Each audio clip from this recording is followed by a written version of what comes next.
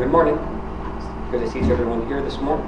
This morning's lesson is entitled Disciples of Jesus, taking our text from two places in Luke. Luke chapter 9, verse 23, and Luke 14, verse 27. We're actually going to be starting at these two passages.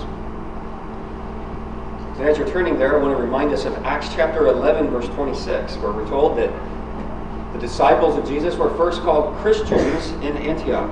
And Christian means a follower of Christ. So as followers of Christ, we are disciples. In Luke 9:23, Jesus says, "If anyone wishes to come after me, he must deny himself and take up his cross daily and follow me." In Luke 14, verse 27, we're going to talk a little bit more about this particular passage in Luke 14 a little later on. But in Luke 14, verse 27, he says, "Whoever does not carry his own cross and come after me cannot be my disciple." So in Luke 9:23, he says, "If anyone wishes to come after me, he must deny himself, take up his cross daily, and follow me." It almost leaves it as that's optional. What he's saying is, if you want to follow me, you're going to have to meet these conditions. You're going to have to do this. Then in Luke 14, talking about if people claim, "I'm his disciple, I'm the disciple of Jesus, I'm a follower of Jesus," but they do not do these things, Jesus says, "You're not my disciple. Whoever does not carry his own cross and come after me cannot be my disciple." So he's saying you can't claim it if you don't walk it.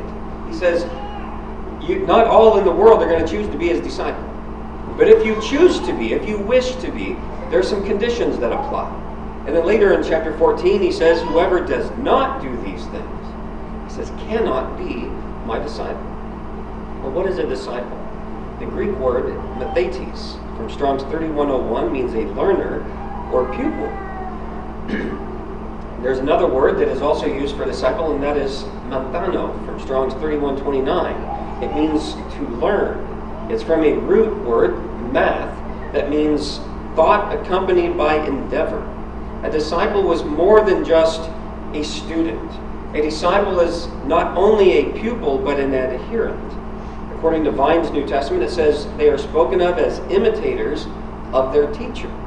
In John 8:31 and John 15, verse 8 are two passages that Vine gives. In John 8:31, here he says, "You must continue or abide in my word."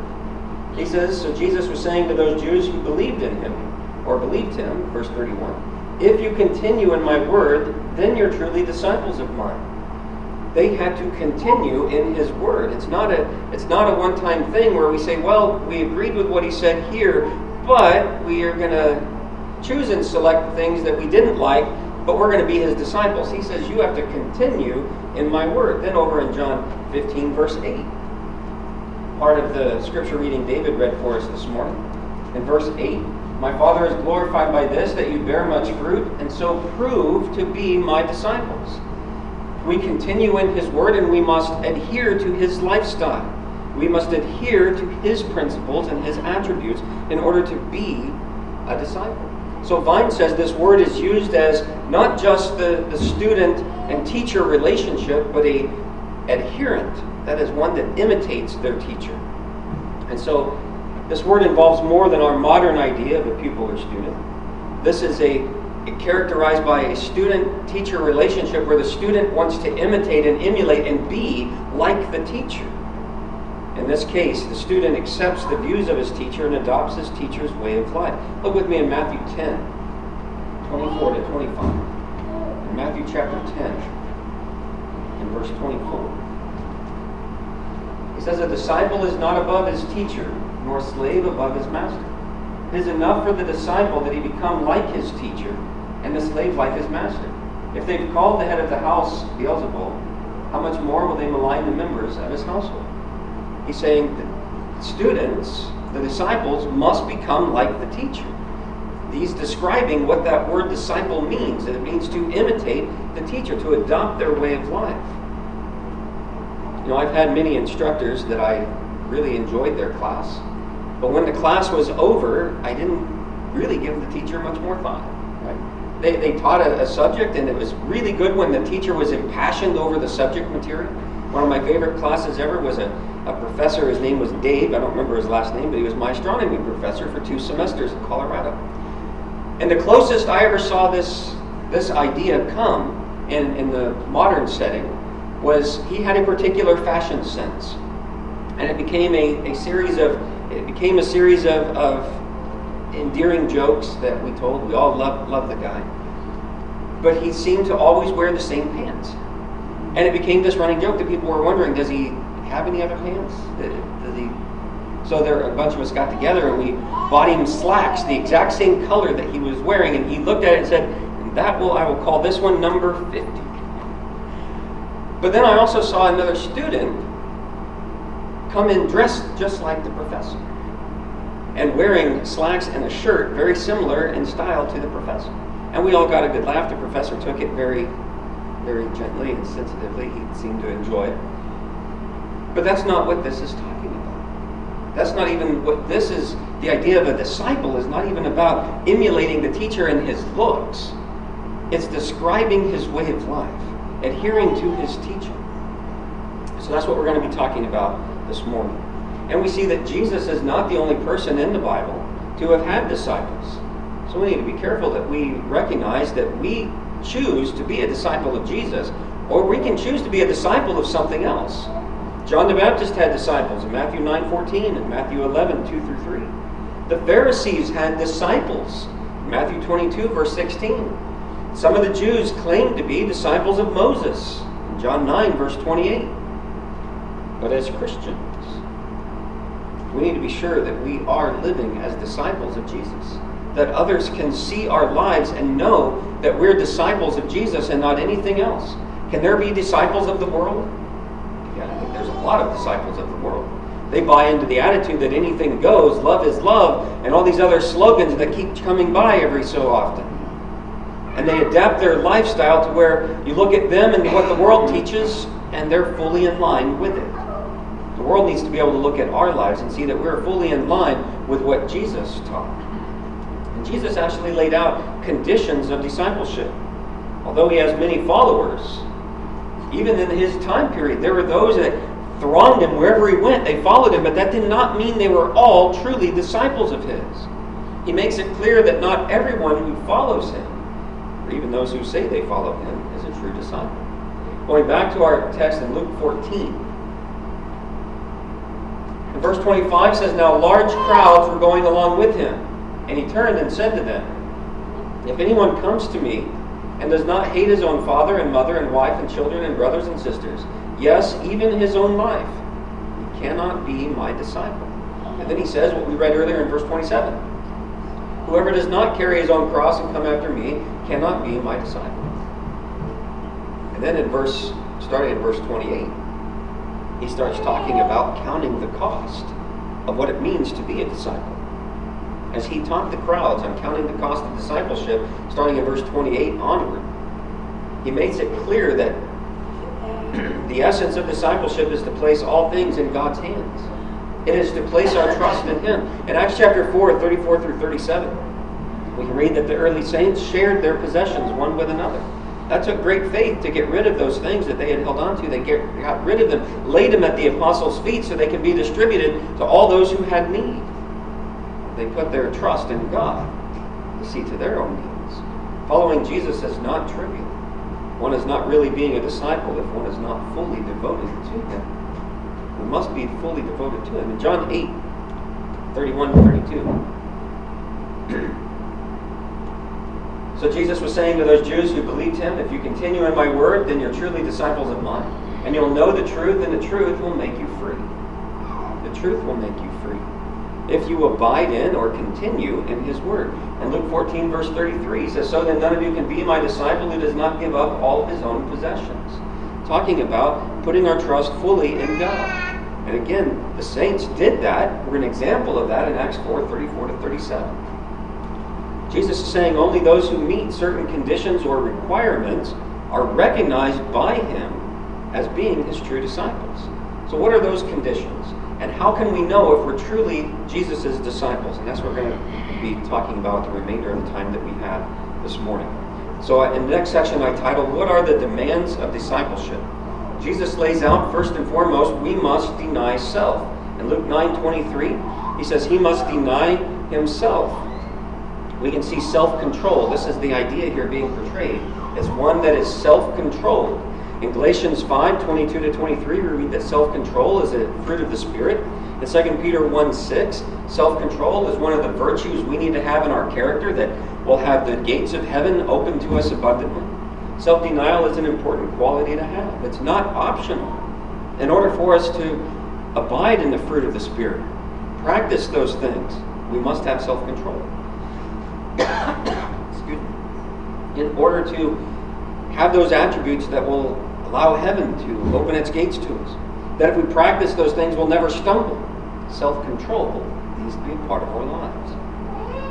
Denying self is accomplished when we put the will of Christ in the place of self. Look how Paul put it in Galatians chapter 2 and verse 20. Galatians chapter 2 and verse 20.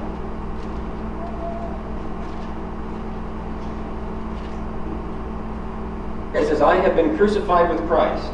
It's no longer I who live, but Christ lives in me. And the life which I now live in the flesh, I live by faith in the Son of God, who loved me and gave himself up for me. Paul here is saying in Galatians 2 and verse 20, that the way he describes denying himself is crucifying himself. He says, I have been crucified with Christ. It's no longer I who live, but Christ lives in me. The life I now live in the flesh, I live by faith in the Son of God. 2 Corinthians 5:9.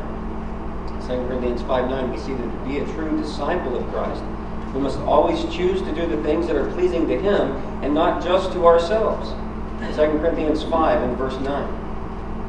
He says, therefore we also have as our ambition, whether at home or absent, to be pleasing to Him.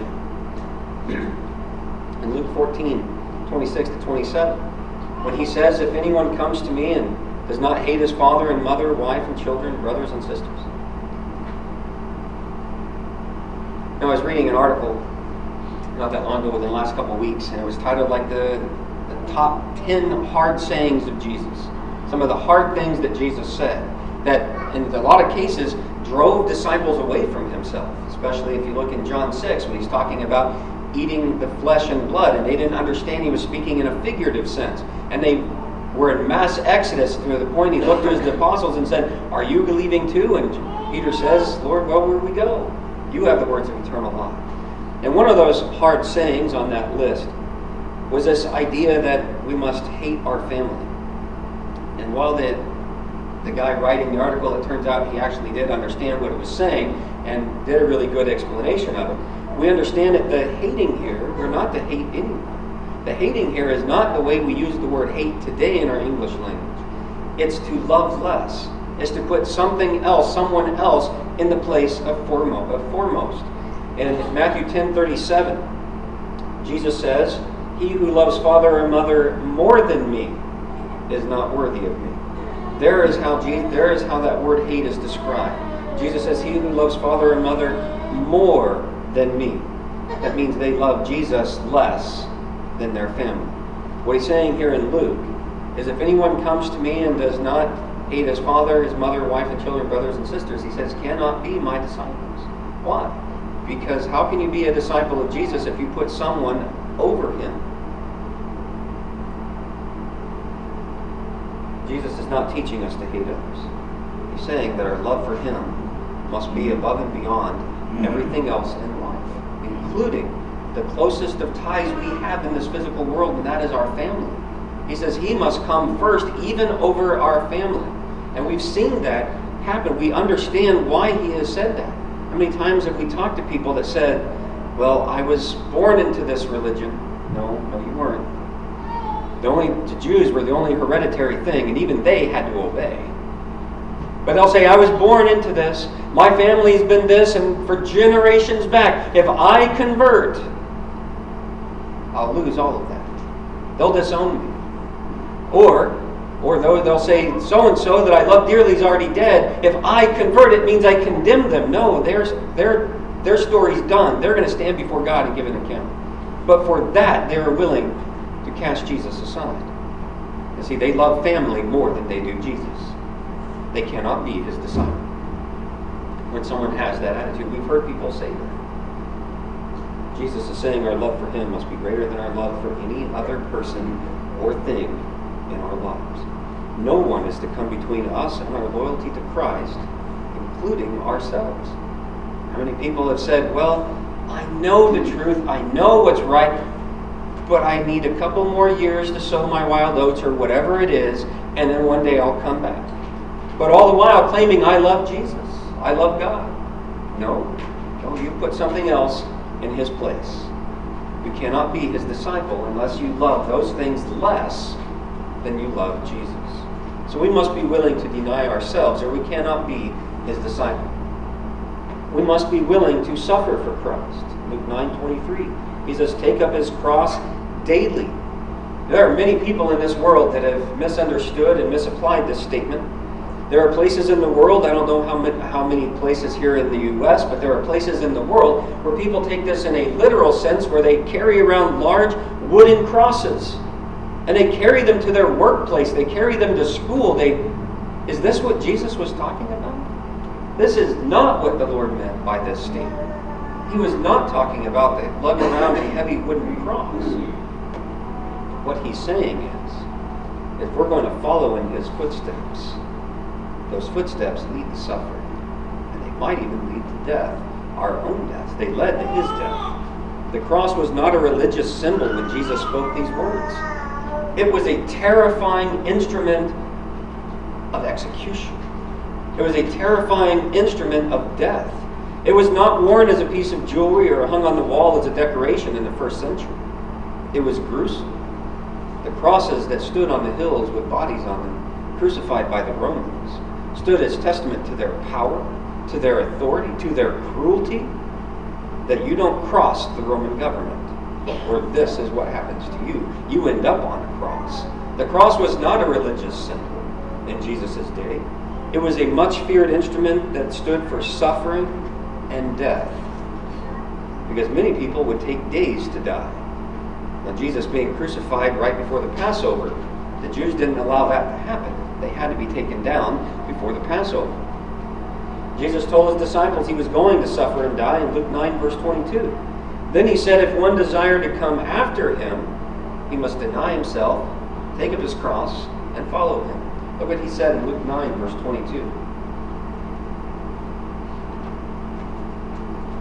The context here is he's telling him his pathway is going to be rife with suffering and death. And that if they follow him, they need to expect the same. And then he tells them to count the cost of discipleship.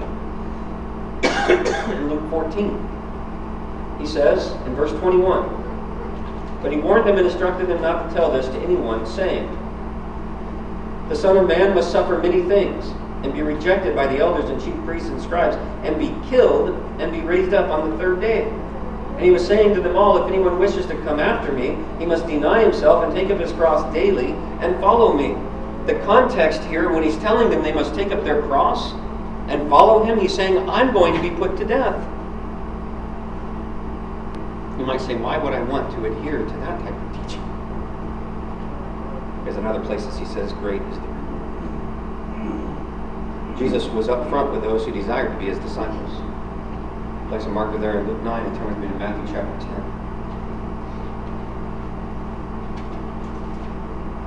I often call Luke 19:10 Jesus' mission statement in life.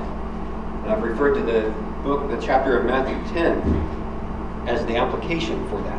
Because he doesn't say it's going to be easy. He doesn't say it's going to be a road of luxury and poshness. In fact, Matthew 10, he's laying out the difficult road ahead for all those who would follow him. And in Matthew chapter 10 and verse 22, he says, you will be hated by all because of my name. But it is the one who is endured to the end who will be saved. Jesus is saying it's going to be hard, but it's going to be worth it. It's going to be difficult, but the reward is great. This was not a glamorous position he was offering them as his disciple. It was not means of climbing a social ladder or achieving greatness in the eyes of men. No, he says, they're going to hate you.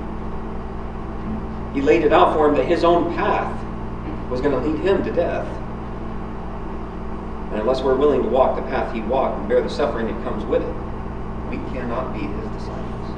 In 2 Timothy 3:12, Paul laid it out that all those that desire to live godly will be persecuted. And those persecution takes many different forms as they have over time. But are we willing to suffer Are we willing to take up our cross, whatever form that takes?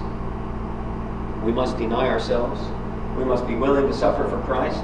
And to be his true disciple, we must learn from Christ. In Matthew 11:29, he says, "Take my yoke upon you and learn from me, for I am gentle and humble in heart, and you will find rest for your souls." This might seem like an oversimplified thing. Well, to be a disciple of Jesus, you already have to be sitting at the Master's feet, right? You already have to be learning from him.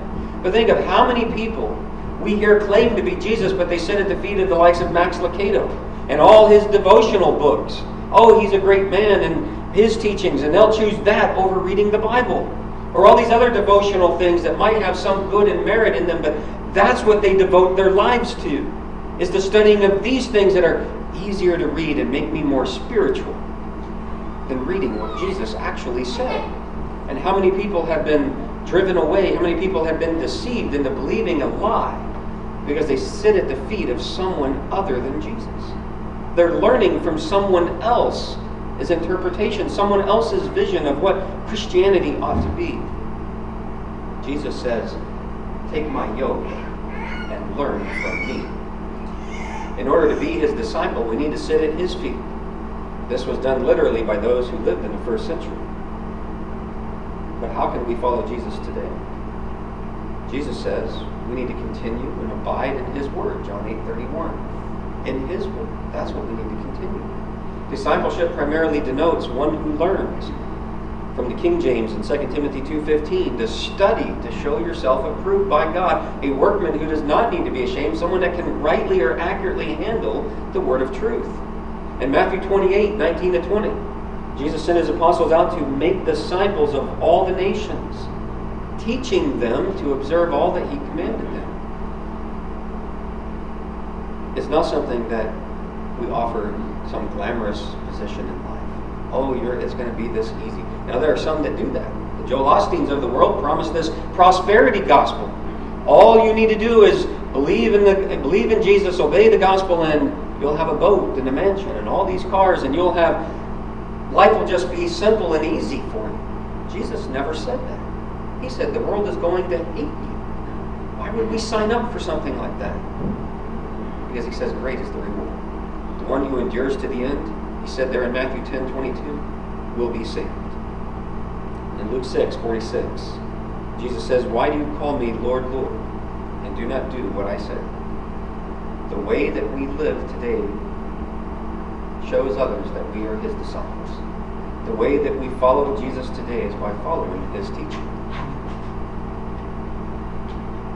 When we go out to make disciples of all the nations, teaching them all that he has commanded, all that he has told us to do, it involves telling them the difficult road that we need to deny self. We need to be ready to suffer for his name's sake, and we must learn from him.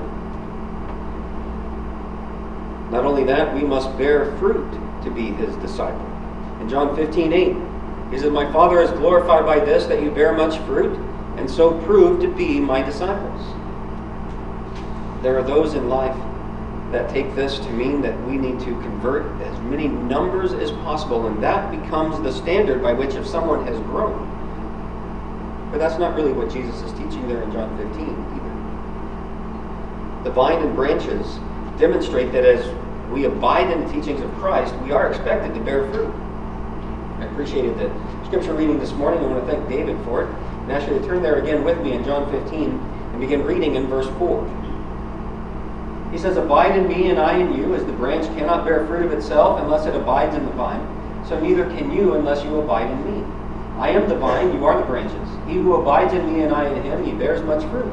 For apart from me, you can do nothing." And then in verse 4 through 6, all the way to verse 8, as we're going to see, he's telling us the production of this fruit is the proof of whether or not we are his disciples. Without fruit, there's no proof of discipleship. And in fact, without fruit, we're removed from the branch and burned in the fire. Or we're removed from the vine, as the branch are removed from the vine and burned in the fire. He says in verse 6, "If anyone does not abide in me, he's thrown away as a branch and dries up. And they gather them and cast them in the fire, and they are burned. If you abide in me, and my words abide in you, ask whatever you wish, and it will be done for you. My Father is glorified by this, that you bear much fruit, and so prove to be my disciples. Just as the Father has loved me, I have also loved you. Abide in my love. If you keep my commandments, you will abide in my love. Just as I have kept my Father's commandments and abide in his love. These things I've spoken to you so that my joy may be in you and that your joy may be made full. This is my commandment, that you love one another just as I have loved you. Greater love has no one than this, that one lay down his life for his friends. You are my friends if you do what I command you. Here in verses 4 through 14, John 15, we're told that as the branch and the vine, the relationship there is both being alive. In order for us to be alive and attached to that vine, we must be bearing fruit. So the question needs to be asked, what is the fruit we are to produce? If it's not converted numbers, what is it? We're not going to be held accountable for how many people we have baptized. We're going to be held accountable to our life. We're going to be held accountable to our deeds, to our actions, to what we have said. That's what we're going to be held accountable for. So what is the fruit he's talking about? Continued spiritual growth, 2 Peter 1, 5 to 8. In chapter 3 and verse 18, where we are told to grow in the grace and knowledge of the Lord and Savior, Jesus Christ. The fruit we're to produce is good deeds, Matthew 25, 34 to 46. When he talks about talking to those on his right, what did he say to them? You saw me in need, and when you did it to the least of these my brothers, you did it to me. And to those on his left, he says, you saw me in need, and to the extent you did not do it to one of my brothers, you did not do it to me, and they were cast into hell. When he says, let your light shine before men in such a way they see your good works and glorify your Father who is in heaven, he means it. It's not an option. We are to live our lives in such a way that he is glorified. In Ephesians 2:10, speaking of good deeds. Living godly lives, Galatians 5, 22 to 23, Philippians 2:15, Titus 2, 11 to 14. Talking about letting our light shine as he does in Philippians 2:15, Titus 2, 11 to 14, denying ungodliness and worldliness, living a life of godliness, righteousness, and sensibleness. And the fruits of the Spirit from Galatians 5, gentleness, faithfulness, self-control, meekness, peace, joy, love, kindness, patience, goodness, temperance, and faith all need to make up our characters. They need to make up our character as we stand before Christ. This is the fruit that we are to produce. And we must love our brethren. John 13, 34 to 35. He says, by this all men will know that you are my disciples, if you have love for one another. And John 15, 12, as we just read, this is my commandment, that you love one another just as I have loved you. Before Jesus left his disciples, he commanded they love one another as he loved them. How did he love them? That's the qualifier. Selflessly and sacrificially. And perhaps this requirement's the most challenging because it involves our attitude towards people, and there might be people in our lives that we say, they're not lovable. They're not easy to love.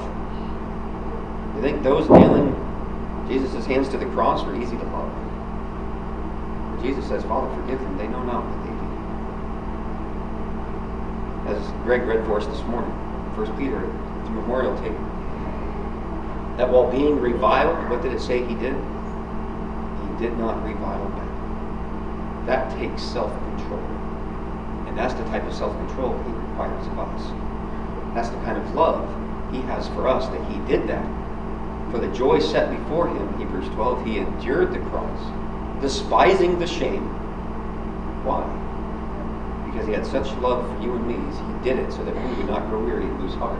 And he says that is the kind of love we're to have for one another. We don't get to pick and choose and say, well, brother or sister so-and-so are not lovable, so God will understand. No, he won't. We're going to be held accountable for how we love one another. He says, by that love, the world will know if we're his disciples or not. How can we be a true disciple of Jesus if we pick and choose who we're going to extend love to? It doesn't work that way. We're to love as Jesus loved, selflessly and sacrificially. Colossians 3, 12 to 14, disciples of Jesus are to put on his traits, his character attributes of love and forgiveness. He says in verse 14, we're to put on love, which is the bond of unity, or in some translations, the bond of perfection. There are things that happen that threaten peace and unity in the local church. But our love for one another ought to hold it together. It ought to be that bond of unity. Jesus is no longer here in the flesh. So our love for him is by faith. Our love for him is to be shown by the way we love other disciples, men and women who we do see. 1 John chapter 4, 12, 20 through 21. 1 Peter 1, 22 and 1 Peter 4, 8 to 9. Here's the thing I want us to read is in 1 Peter 4, 8 to 9. He says it in chapter 1, verse 22 also. When he talks about us having obeyed the gospel, we then fervently love one another. We need to fervently love the brethren. But in 1 Peter chapter 4, 8 and 9, he says, above all, keep fervent in your love for one another, because love covers a multitude of sins. Be hospitable to one another without complaint. Galatians 5, 14 to 15, Paul describes a scenario that can also happen in the local church. He says there are those that can bite and devour one another. If we are fervently loving one another, we cannot be biting and devouring. Because if we are fervent in our love for one another, it means we're on fire for it. Now, it is possible that we can fervently bite and devour each other. Because we can be on fire and in passion to do that. But we can't do both. We can't fervently love one another from the heart, that same heart that obeyed the truth, as we see in 1 Peter 1, verse 22. We cannot fervently love one another from the heart and bite and devour one another. It can't happen. So how do we avoid Galatians 5, 14 and 15? By fervently loving one, and thus proving to the world that we are truly disciples of Christ. And we must be committed to following Christ. Again, this might seem like a no-brainer. Same as we must learn from him if we're going to be his disciple. And he was saying to them all, Luke 9:23, if anyone wishes to come after me, he must deny himself, take up his cross, and follow me. It's a daily commitment. But yet we find in life there are those that say, I belong to Jesus, but they actually belong to someone else. They're following the teachings of John Calvin. They're following the teachings of John Wesley, John Knox. They're following the doctrine or the word of a pope. And yet they say we're disciples of Jesus. No, they're not following him. They're following someone else. You can't follow John Smith. You can't follow the Wesley brothers and claim to be a disciple of Jesus. Because there are those in the world that say, I belong to Jesus, but someone else's name is on their creed or manual. Perhaps the one thing that's lacking in discipleship today is a failure to make a commitment to follow Christ in every aspect of one's life. It's a lifetime commitment. Being a disciple is not something we do once and then it's taken care of for the rest of our life. In fact, Luke 14:28, Jesus says, count the cost of becoming a disciple. He uses the architect and the king going to war. He says you'll become an embarrassment. You'll become something shameful if you go to war without counting the cost. And then you got to draw a peace surrender clause. You can't be a disciple without counting the cost, or else you're the architect who says, I'm going to build this grand tower, and then it sits as a blight on the landscape because it couldn't be finished. He says, don't turn your life into those two things. Count the cost first. Luke 9:62, he says, you cannot be his disciple. You're not worthy of him if you put your hand to the plow and then look back. We have to look forward. It's a lifetime commitment to be Christ-like. In Matthew 10, verse 25, and 1 Corinthians 11:1. 1 Corinthians 11:1, Paul says, imitate me as I imitate Christ. In Ephesians 5:1, he says, be imitators of God. That's how we be a disciple of Jesus, as we are imitating him. So as we look at this lengthy list, we see there are responsibilities in being a disciple of Jesus Christ. We can't just say, I belong to Jesus. No, we must deny ourselves to belong to Jesus. We must be willing to suffer for Christ to be his disciple. We must learn from him in order to be his disciple. We must bear much fruit. We must love our brethren. We must be committed to following Jesus. We must be willing to do all of these things to be a true disciple of his. So the question this morning before us is, are we really disciples of Jesus? And what do I mean by that? Have we put him first in every part of our lives and committed ourselves to following his teachings until the end? 2 Timothy 4:6-8. Revelation 2:10, we find the finish line for that commitment is death. Paul says, I've kept the faith, I've finished the course, and I've fought the fight. He says, I've done those things, and now His life was already being poured out as a drink offering, and his execution was near. And he says, but in the future there's laid up for me the crown of righteousness, not to me only, but to all those who love his appearing. Jesus said to the church in Smyrna, you were suffering. It's going to get 10 times worse. But remain faithful until death, and you'll receive the crown of life. So the finish line for our faith is death, or his return. 1 Thessalonians 4, 16, 18. Talks about those who are dead in Christ will rise first, but then he says those who are alive in Christ will rise next. So there will be those who are alive when Christ returns. Yes, the commitment is great. The hours of study might seem long. The persecution can make one weary, but the reward is great, and it outweighs any sacrifice that we must have to make in order to follow Christ. Paul says in Romans 8:18, I consider the present suffering to hail in comparison, have nothing on the glory that is to be revealed. He says it doesn't even compare to the glory to be revealed. Matthew 10:42, Luke 6:23 and verse 35, Colossians 3:23 to 24, Hebrews 10:35, 2 John 1:8, Revelation 11:18 and 22 verse 12. No matter what we suffer in this life, if we are faithful, we will receive the great reward of eternal life in heaven, just as Jesus promised the church in Smyrna in Revelation 2 and verse 10. So my admonition and encouragement this morning is as we close. Let us be true disciples of Jesus.